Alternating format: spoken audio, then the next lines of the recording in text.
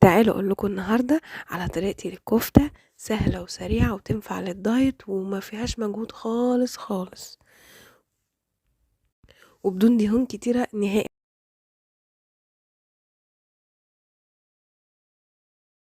يلا بينا على المقادير.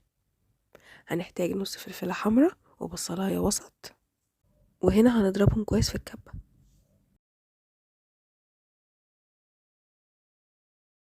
نضيف عليها التوابل، ملح وفلفل وبابريكا وجوز الطيب وبهار حلو، كله نص معلقه نص معلقه.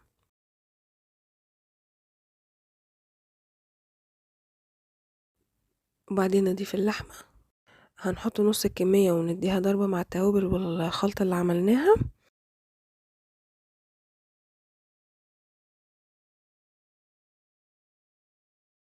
وبعد كده هنضيف النص التاني،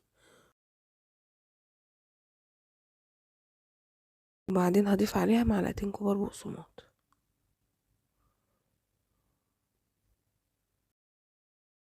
بعدين هتلف معانا ونسيبها في التلاجة نص ساعة.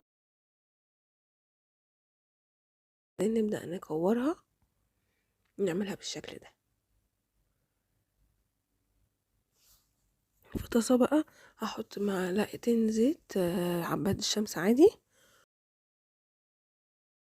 أول ما يسخن الزيت كويس أحط الكفتة وأشمعها بالطريقة دي، وبعدين أوطي النار وأسيبها تستوي. يعني هي سواها بياخد حوالي نص ساعة، ساعة إلا ربع ماكسيموم.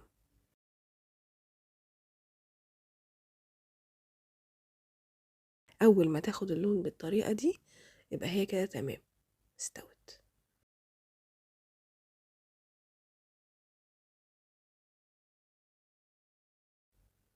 وبالهنا والشفا، وطعمة جدا. شوفوا بقى هي طرية ومستوية من جوه ازاي. ما تنسوش تعملوا بقى سبسكرايب وتقولي لي رأيكم فيها ايه.